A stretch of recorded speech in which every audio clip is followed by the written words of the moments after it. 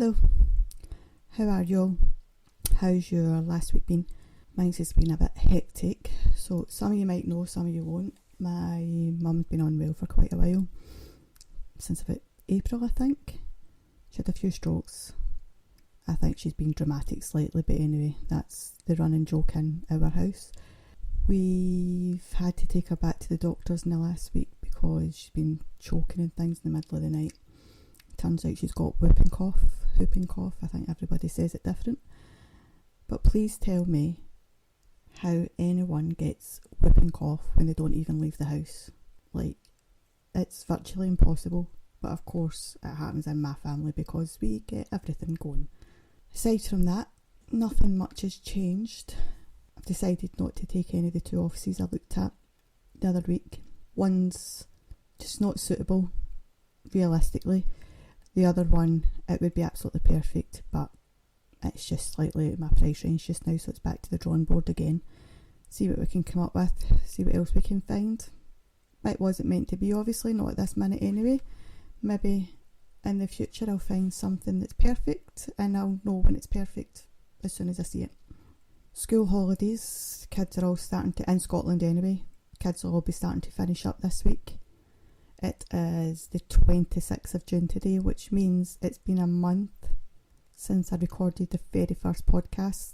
I can't believe it's been a month. It doesn't feel like that. It feels like literally a week or two. But yeah, time flies when you're having fun. What have you all got planned? Anything exciting over the holidays? Are you being put off by anything? Like, there's a lot of people struggle with anxiety, especially if they're going to places they don't know or in larger crowds, etc. But there is lots of remedies, lots of natural things. You don't even need to take anything to help with anxiety. A couple of things that I tell some of my clients to do anyway is you can have like an elastic band or a bauble, something like that, around your wrist, and you can be pinging it, just twisting it, playing with it. It means that the head, your mind, which instead of focusing on the anxiety, it's then focusing on something else because you're having to use your head, your brain to ping, to remember to fidget, if you want to put it like that. You can get rings that are especially made for people with anxiety. I think they're called fidget rings. And that's exactly what they are. They are what they say in the tin. They're for fidgeting, so you can spin them. There's a bit in the middle of them normally, and it just spins round and round and round. You could be playing with a pen. You could have one of the kids' fidget toys. You could be listening to a podcast. You could be listening to a book on an audiobook or music. If that's not your thing, if you don't want to be concentrating on something else, there's many herbal remedies, if you want to put it like that, things that don't have any actual chemicals in them, which you can buy normally from your supermarket or your local health food store. Don't want to promote anywhere, but yeah, if you're not sure about these things, again, we'll not mention any actual companies on the podcast, but if you do want any information on it, my messages are always open, emails are open, you can get in touch. I can point you in the direction of a few different things that I know I've suggested to other clients of mine. I've also suggested to family members, friends who struggle with anxiety, and they do work. But again, what works for one person won't work for another. So what works for you might not work for your neighbour. What works for them might not work for you. It's trial and error sometimes. Some people would prefer to go to their GP and speak to them, which is fair enough. Everybody's entitled to do whatever they want. Like, I've been to the GP about anxiety and about other people's anxiety as well.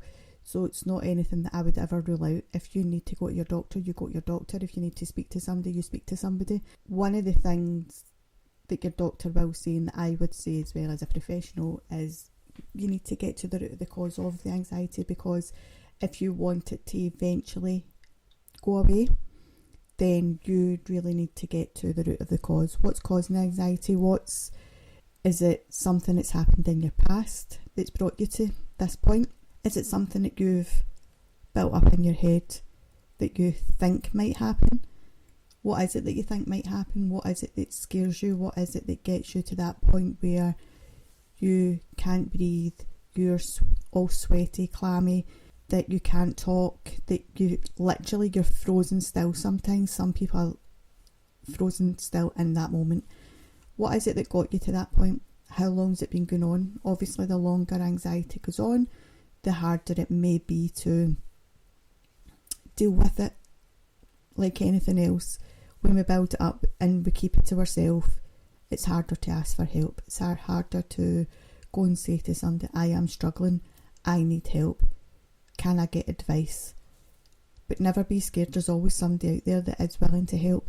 And if one person is unsure how to help you, or they can't, or they don't know where to start, etc., or maybe don't have time, if it's a friend or a family member, don't let that put you off. Go and ask somebody else, whether it be a professional, whether it be your boss at work, a friend, a neighbour, a family member, somebody that works in the chemist, anything at all. Just the right person will be there at the right time. Sleep is another thing as well. Anxiety can affect your sleep, but also if you get a good night's sleep, it may help with anxiety. So it's that swings and roundabouts. So what do you do at that point? If you're struggling to sleep, have a look at your sleep pattern, have a look at what you're doing leading up to going to bed. Are you sitting on your phone in bed? Is there something that you're watching, for example, true crime? Maybe that's not the best thing for you to watch before you go to bed. Maybe that's something you want to watch earlier in the night. Do you sleep your light on? Maybe you need to turn your light off. Maybe you need a dimmer light. Are you drinking caffeine before bed? Again, we all know caffeine can keep you awake. So it's all these different things. What's in your diet can help everything else in life. And I'm not saying you have to have a fully healthy diet, because none of us do. Well, most of us don't. I certainly don't. But yeah, there's different things that you can do to help yourself, along with asking for professional help. Relationships can be affected by your mood. So if you're anxious, if you're a bit snappy because you're scared to ask for help, maybe your mental health isn't at its best, which coincides with anxiety, then it can affect relationships round about you, which is a shame, but doesn't mean that relationships can't be rectified, they can't be fixed, they can't be mended. Everything can be fixed, I suppose. In a sense, most things can be fixed if you are openly honest with the person that you are maybe not having the best relationship with at the minute. Explain to them you're just going through something. They maybe also help you find the right support system. They will be a bit more understanding. Not to say it makes it okay, because it really doesn't, but it gives you that extra support system, that extra person, that extra voice. Because if you're too scared to speak to somebody and ask for help, maybe that person will ask for it for you. They would need your permission, obviously. They could go with you. Maybe it's something within your relationship that's making you anxious. One good thing that I advise most, not all, because it doesn't work for everybody, but for most people, one of the things that I say to my clients is write down how you're feeling. Keep a diary. See if there's anything that shows up every time you're feeling a certain way. If there is, what is that thing? How can you change it? How can you take it out your life? Is it a person? Is it a job? Is it the way you're travelling? Look at different scenarios, look outside the box. Not everything's right in front of your face. Not every solution is easy to find. Sometimes we need to go round the corner and up a hill and back down the hill again before we find our perfect solution.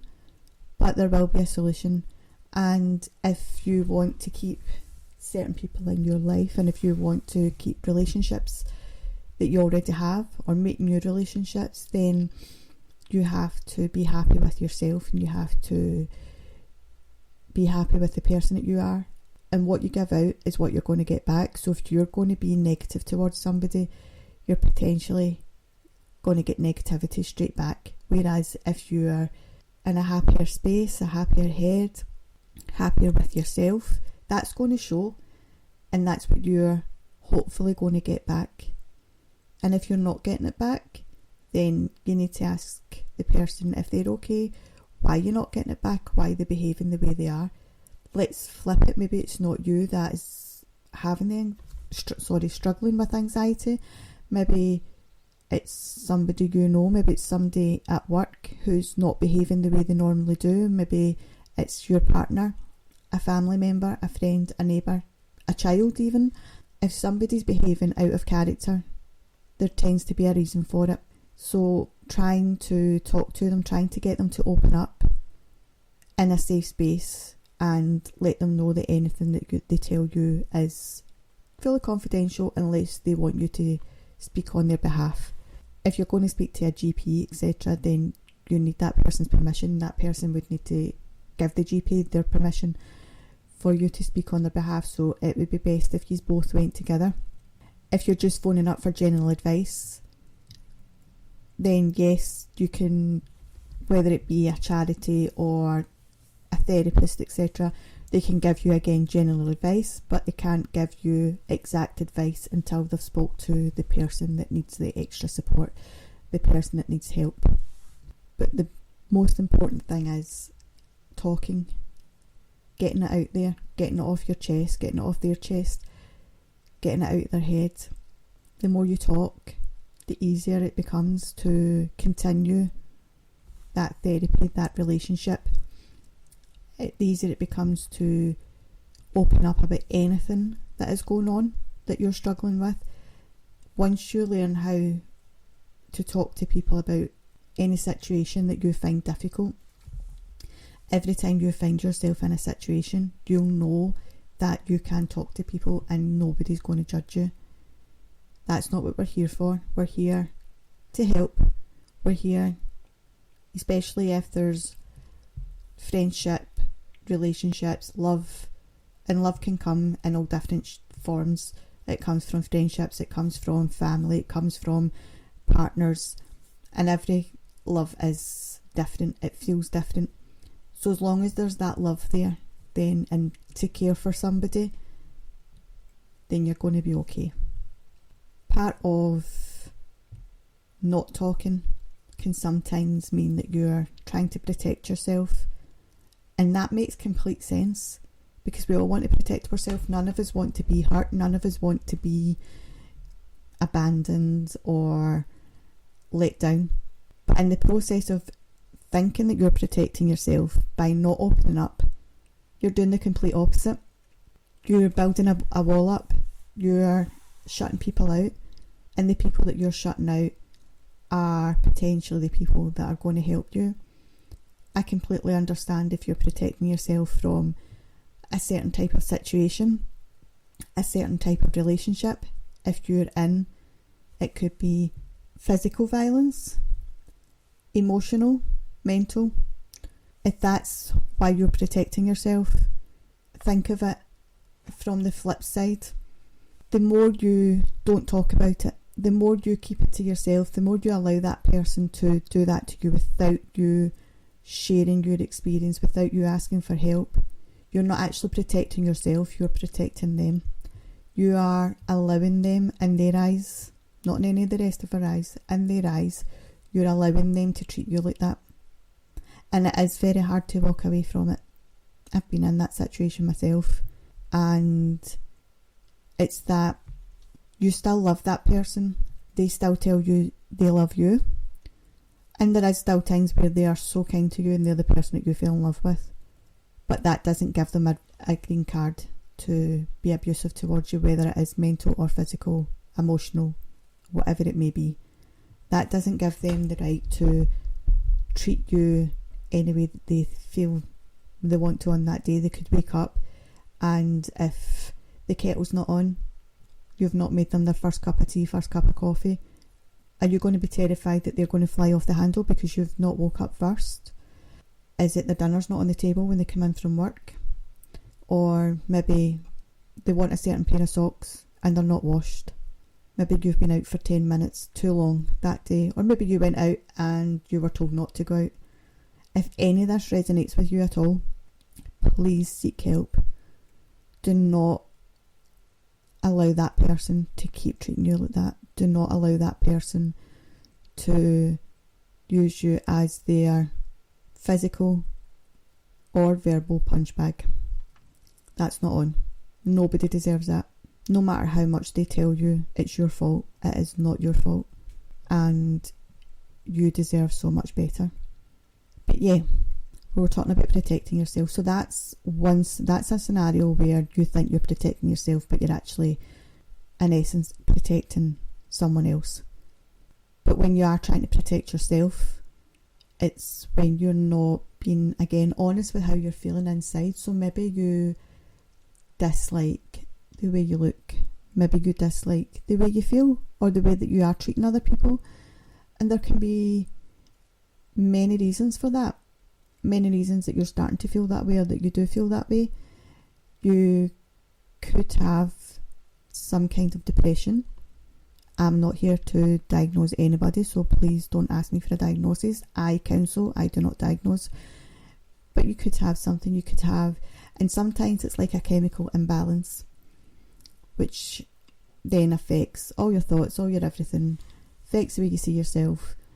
Depression can lead to other things, which we obviously know the main ones. It can be suicide and things like that, but it can also lead to self-harm. It can also lead to eating disorders. It can make the person very lonely. They can pull themselves away from situations, from friendships. They can isolate themselves completely. Maybe you've got someone in work who is maybe just not behaving quite themselves, and suddenly they've not been coming into work. Has anybody checked in on them to make sure they're okay, regardless of whether you're close to them or not? Has your manager, any kind of management, HR, checked in on them? We all need a shoulder. We all need to know that people care. Maybe that person doesn't have family or friends. Maybe they've just lost a family member or a friend. There's lots of different things. Maybe they've broken up from their relationship. Maybe your neighbour. Have you seen all your neighbours recently? Is there one in particular that maybe you would normally see every day, but now you don't really see them very often? Has anybody checked in to make sure they're okay? Your children as well, if they're behaving slightly different. For example, if they're very outgoing and all of a sudden they don't leave the house. Are they normally on their computers screaming and shouting at their friends down the phone as they normally do? They all do it.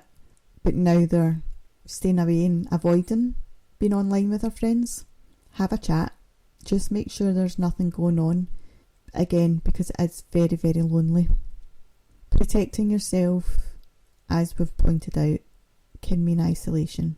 Protecting yourself isn't always protecting yourself. Sometimes you're doing yourself more harm than good.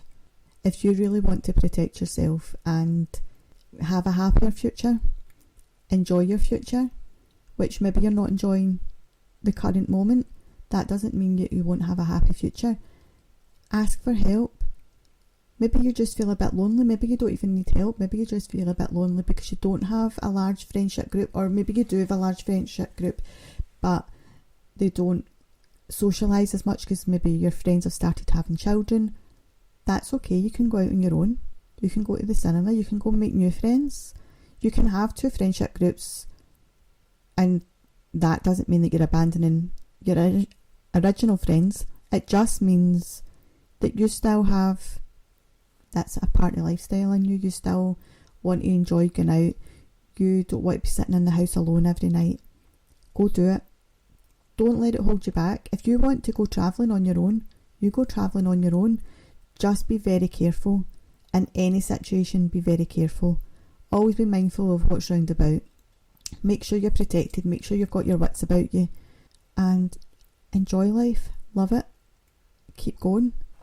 We spoke earlier on about anxiety and about the different remedies. There's different ways of treating anxiety. There's different ways to help you in the moment. Have you thought about alternate remedies? There's many out there. Alternate remedies and alternate therapies are becoming very, very popular. They have been very popular for quite a while. But some people don't realise that something as simple as a massage can do so much for you and how you're feeling. Go get your hair done. All these things help, especially if you're getting pampered in inverted commas. We all love a wee pamper session. You could be doing it in the house. You don't even have to go out and pay lots of money. Make a wee spa night in the house. You could have your candles burning. You can go to there's shops where you can literally get a packet of face masks or some face masks, some cream, etc. for next to nothing, maybe £1, maybe 50p, whatever. If you don't have the money to spend on the expensive, you've got the lower end of the range, and then you've got the high end, and there's so many price ranges in between. Do what suits your budget. You could be doing it with your friends, you could be doing it on your own. Maybe you've got a son, a daughter, or whatever who would love being pampered. Do that. But yeah, back to the therapies, etc. So you've got different ones, you've got different styles of massage, which can all help in different ways. They obviously help different parts of your body, but they're also good for the mind and good for the soul. I have a few different therapies that I offer, so I won't really go too far into all therapies, especially not ones that I have not trained up on, so I don't know as much about. But things like hot stone massage, cupping therapy, they're very good for anxiety. They're very good. They do help in many ailments as well, but they are very good for anxiety. They also help if you've got sore muscles, sore bones, sore whatever. But you do have people that will come for different styles of massage. I also offer Indian head massage along with my counselling and life coaching. So counselling and life coaching, they both help in different ways. Obviously, counselling, I would say, is more about if you are struggling with something that you've gone through, a situation that you've gone through, and it's, if you want to say it in layman's terms, almost like scars in your head. It's left that emotional trauma. It's left you feeling some sort of way. And that doesn't have to be that you've had any kind of physical trauma. It can be anything. It can just be a situation. Maybe you've witnessed something. Maybe you have something's happened within your work. Obviously, when we talk about things like PTSD, post-traumatic stress disorder, the first thing you're going to think of is somebody who's been in the services, a soldier, RAF, things like that. But they're not the only bracket, the only group of people who do struggle with post-traumatic stress disorder. Post-traumatic stress disorder is about anybody that is feeling stressed from trauma that they have endured. Again, I'm not here to diagnose anyone, but PTSD isn't the only thing where you would, the only sort of mental health situation where you would encounter anxiety. Anything. You can have anxiety but not have any kind of depression, any kind of stress, etc. You could just have built something up in your head where you are now at the point where you're just panicking constant. That's okay. That can still be spoken about. That can still be fixed. Most situations, if not all, can be fixed. Life coaching basically, again, says what it does, what it says in the tin. It's about your life and coaching you to get the life that you want, the happy life that you want. What is stopping you? Where are your barriers? What are you fearful from? We work through all these things. The same as when you are going through any kind of mental health issue within your counselling, we would work through that together. We do the exact same within life coaching, within any kind of coaching, business coaching, etc. We work through your barriers and we get you to the point where you need and want to be. We want you to have a happy life. We want you to live a free life, enjoy it, see your worth, know your worth, be able to look at yourself in the mirror every morning and say, I'm proud of where I am now. I'm proud that I've worked through all my struggles. I'm so glad I done blah blah blah to get to where I am now. I can see a happy future. I know the journey I need to be on. And everything in life is a journey, regardless of what it is, whether it be you starting a new relationship and seeing where that takes you to. That may be a short relationship, it may be a long-term relationship, it may be a lifetime relationship. Same as having children. It's a journey. You start from conception to baby being born, bringing up your children. New jobs, you start in a new job and you maybe want to work your way up the ladder. Everything in life is a journey and we want you to enjoy every part of that journey as much as possible. I absolutely love all the therapies that I offer. I especially love being able to see where people go after. So they obviously come to me with a certain situation and I enjoy watching the journey because I can physically see that person progressing. You can see their body, their demeanour changes, they smile a bit more, they're a bit happier, they're glowing, they start to open up a bit more, the conversations become more positive. Yeah, there will still be some issues that we'll go through that might be different from when we started. That's part of the journey. And I absolutely thrive from getting my clients from A to B. And yeah, there might be a few dips and a few corners and a few roundabouts and whatever in between before we find our way to B. That's absolutely fine. We all get to know each other. You may meet new people along the way as well. If it's, say for example, a group session you go to, you might end up with a new friendship. You may find somebody that once you start talking to them, you learn some new tips from them. You could be sort of buddies that travel together. There's lots of different situations that can come from counselling and coaching, whether it be one-to-one or whether it be group. I offer both. And they can be done face to face.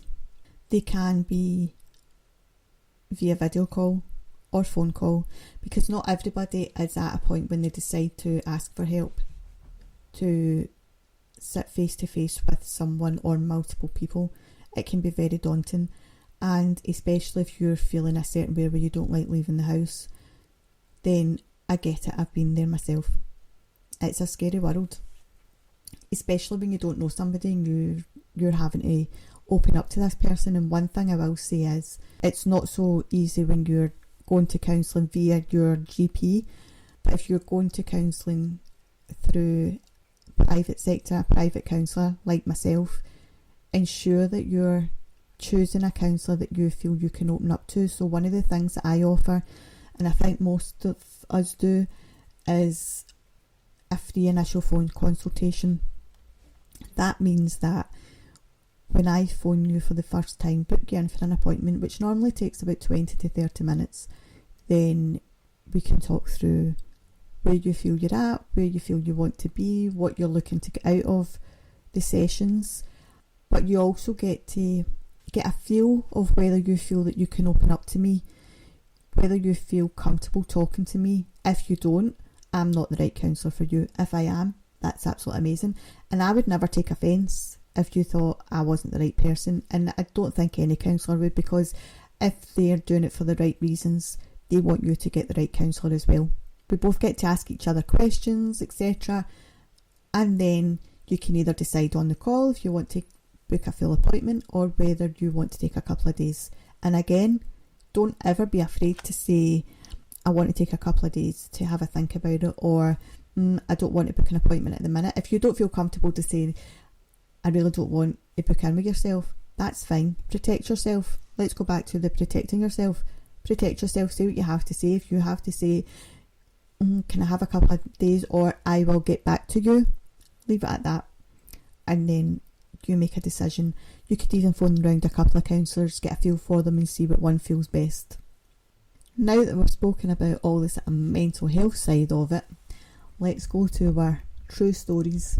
Again, I think you're going to get some of mine because I don't think I've got any in this week. I've not seen any come into my inbox anyway. Seeing as it's the summer holidays, we will talk about more of my summer holiday experiences, shall we say. We'll talk about one as a mum, a single mum. So I am a single mum of 2 boys, and we don't always go on holiday every year, but when we do go on holiday, we try and enjoy it. We do enjoy it. This one holiday, we hadn't been away for a couple of years, I think about 2 or 3 years we hadn't been away for. Well, abroad. We had been away, we just hadn't been away abroad. So the previous holiday was in Greece, and we loved it. I don't think anything can top that holiday. This time we went to Spain, and if you're in the UK, you maybe remember, depending on your age, there used to be a programme on the TV called Holidays from Hell. If you live outside the UK, I'm sure you can guess what kind of programme that was, and there's probably a similar version in your country. I do know there's people in America and different Brussels and Norway and wherever that are listening to this, so I thank you all. But yeah, so this was, from the minute the plane landed, I just didn't get a vibe. It just, do you know that way when you go on holiday, you're so excited, you can't wait, you get to the airport, and we had drove down to England to fly. So we made a big thing of it. We went down the day before, went out for a lovely meal the night before, stayed in a hotel, etc, etc. All the things that you do leading up to your holiday. Goes to the airport, everything's absolutely fine. Get there, and like I say, the minute the plane landed, I just didn't feel it. There was just something not right. Something was off. Do you know you get a gut feeling about things? This was my gut feeling. So we done the usual. We go through, we get our luggage, we go and speak to the rep, we get on our coach, we're going out, driving out in the coach to obviously the drop off everybody at their different apartments. We were probably nearer the end of the drop offs. We definitely weren't any of the first ones. And as you're driving on the coach and you're looking about and you're just thinking, I don't see anything exciting, don't see anything that makes this look like a holiday destination. I'm sure you'll build up a mental image, and the mental image you've got is probably about right. There was literally nothing about. So we finally gets to our apartments, I think about 11:30 at night, midnight almost, just before midnight I think it was. I think it was about 11:30. So that was fine. And we goes in, checks in, everything went smoothly. Then you had to go and find your apartment. Now, this complex, it was nice during the day, when you did actually see it. At 11:30, 11:45 at night, it was pitch black.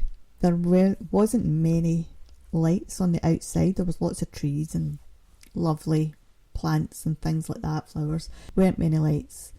And it was almost like blocks of maybe 4 apartments in each block. And there was a good maybe 20, 30-ish, maybe more, blocks all round about. And then you had a couple of bars as well. But they weren't numbered. There was no signage to tell you where you were going. The numbers weren't even in order. So everybody that got off our coach and any coaches that stopped at the same time as us, we were all saying, oh, have you seen this number? Have you? And some of us would say, oh, I've seen that number, it's down there, or blah, blah, blah, pointing each other in the right direction. That was fine. I think after about half an hour, 45 minutes, we finally found our apartment. Goes in. The door wasn't the easiest to open. That's fine. Gets in. A few things were maybe broke, but we didn't really bother because it wasn't really anything that we were going to be using. So that's fine. Goes out to get the kids a drink because obviously you've been travelling all that time. When I tell you that we went into the bar, and it's one of the bars where you walked in, and it was a bar in a complex. This isn't even a bar out in the street, bar in a complex, and literally you walk in and everybody turned round and stared. It was almost as if I'd walked into somewhere I shouldn't have been. That was fine. Sat down, but we felt so uncomfortable, and there was quite a few men. I don't know if they were locals who maybe lived within the complex, or maybe they just drank in the complex. I'm not sure. They definitely were Spanish anyway. They made everybody, well, most of us, feel quite uncomfortable throughout our full stay. So we were booked there for 2 weeks, and every day we tried to enjoy different things, and that was fine. We tried to make the most of it, but again, we're the type of family that when we go on holiday, we like to sit by the pool. We like to go on excursions, and there wasn't really many excursions. There was a water park across the road from the complex. We went to that one day. Absolute rubbish. There was a couple of slides and that was it, and it cost a fortune, and I think we'd done all the slides within an hour. That just shows you how exciting it was. So yeah, we like to sit by the pool, and we also do excursions. We like to go out for meals at night. There wasn't really many places for meals. There was lots of bars round about, but I wouldn't say there was many restaurants as such. There was lots of shops, lots of bars, lots of karaoke, these sort of things, which we do enjoy, but there was a bit much. So that was fine. Still making the most of it. We were still kind of enjoying ourselves. A bit boring, not as exciting as some other holidays we've been on, but you make the most of what you've got. So one of the days we were down by the pool, and we'd been there for a couple of hours, so my oldest son said, okay, can I go up to the apartments? He was getting a bit warm, he's not the best in the heat. I said, yeah, that's fine. So he's away up, he was older, he went up to the apartment, and I stayed down with the younger one. And the next thing, we were getting out the pool, and I see blood running down his leg. Now, anybody that knows me, I do not do blood, I do not do guts, I do not do needles, anything. Nope, I'm out. Done. Not for me. My son's knee was flapping. There was a gaping hole in his knee, and his knee was flapping. I feel sick at the thought of it. I'm actually really going to be sick. I can't deal. I've got a visual image in my head of what that looked like. So I gets the beach towel, wraps it round his knee as tight as I could, seen the lifeguard, threw my son at the lifeguard, who didn't even speak English, and I'm saying there's blood. Panic. He had to go and get the first aider, who thankfully she was English, so she helped. She's like, right, I'll deal with him. You go and get back to your apartment, get your passports, get your insurance documents, get, the wee European card thing you take to the hospital, get all that, get money, get whatever you need. I'll sit with him just now, we'll get him cleaned up. And I was like, right. So I goes back up to the apartment, gets everything, gets my older son. It goes back down, and she's like, you look a better colour now. She says, you were literally green a minute ago. Which obviously, because as I said, I don't do blood. Like, why do people put me in these situations? It's not for me. I'm sorry. No. So we gets to the hospital, and he needs stitches. But of course he also needs a tetanus. And they were numbing his leg, and there was everything, and there was all these needles, and there was everything, and I thought I was going to collapse. I thought I was going to faint, I was going to be on the floor, and I was going to be in a bed next to him. And no, but while they're stitching his knee, so they done all the injections and everything else while I had my back to the knee. God help my son, I don't know how he ended up with a mother like me. I'm getting a lecture off the doctor because I had sunburn. Now, sunburn was the least of my worries at that minute. Please do not lecture me about my sunburn while my son's knee is gaping, and I need you to get rid of that blood and that hole. So that was fine. We then went back to the apartments, obviously, and they told us that he had to go back every day for a checkup until we went home. Anybody that knows my son, he's not into hospitals, he's not into doctors, he's just not for it. He's not up for it at all. He just wanted to enjoy his holiday, but of course that meant he couldn't go in the pool anymore because his knee was all strapped up and whatever else. So as a treat, I took them out. let them go and get themselves a nice treat, etc. That night, we went back to the apartments, legs up, resting, whatever, phoning all the family, telling them how this holiday from hell has gone from hell to fire hell. We are on fire now. The devil has come for us. So then the next day we went, did we? Yeah, the next day we had to go for his checkup. First checkup since he got his stitches, and we were waiting ages in the waiting room.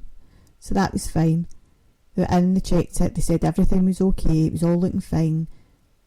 And then they wanted us to make an appointment for the next checkup, so that was fine. I'm standing at the doctor's desk making a checkup. Well, my son decided to just add a little bit extra dramatics in there, and he had a convulsion. He dropped down on the floor, hit his back off the hospital bed, hit his head off the metal, filing cabinet, and knocked himself clean out. Please, why me? Why does everything happen to me on holiday? If you listened to last week, you know I was almost abducted. I mean, that's maybe a bit dramatic as well, but why is it always me on holiday? Like, can I please get a break? Just let me enjoy my holiday. So, we get him up on the bed. He comes to, and then we're sent packing. So that was fine. We had to wait ages for a taxi. Goes back to the apartments. Let me tell you, I phoned around everybody and I was like, get me a flight back home ASAP and I will give you my card details. So we flew back home the next day. Our 2-week holiday lasted a week. 8 days maybe, a week. We were getting no help from the holiday reps. The amount of times I tried to phone and text them, got nothing. It was a joke. So after that holiday, my son decided he was never leaving Scotland again. My dad lives in England. So we managed to get him to England. We almost managed to get him back to Greece, which was the holiday I loved, but then COVID hit. So that is my true story for this week, that I don't do well on holidays. Something always happens. If it's not getting stopped at the security bit where they're checking your bags and everything else, it's always my bag that gets searched. I either get almost abducted, somebody ends up in hospital, there's blood, there's guts, there's flapping knees, there's whatever, and I am not here for it. So please, if you are listening to this and you're my friend, you are my family member, you are anybody that knows me and you're going to go on holiday with me, can you please give me a chilled out holiday? Because I'm not doing it anymore. I just want a nice holiday. Anyway, if you are going on holiday this year, enjoy. Try not to end up in hospital. Do not get abducted or possibly abducted. Keep your wits about you. Protect yourself. And if you do want to talk about anything or would like advice on anything, if you want to book any of my appointments, contact me through the podcast. So you can get me on either X / Twitter, Instagram, Facebook, or what's the other one called? TikTok. You can find me under just the name of the podcast, which is Reboot Your Thoughts Podcast. If you would like to email me, the email is rebootyourthoughtspodcast@gmail.com. And if you would like to advertise your business, or if you would like to sponsor the podcast, again, you can contact me through the same ways, and we've got lots of different packages depending on what you're looking for. You can advertise for 1 week, you can advertise for a month, you choose. There's different packages to suit. But for now, please take care of yourselves, enjoy the nice weather while it lasts, because I don't know how long it's going to last, and hopefully you enjoy the podcast, and we'll see you soon. Thanks, bye.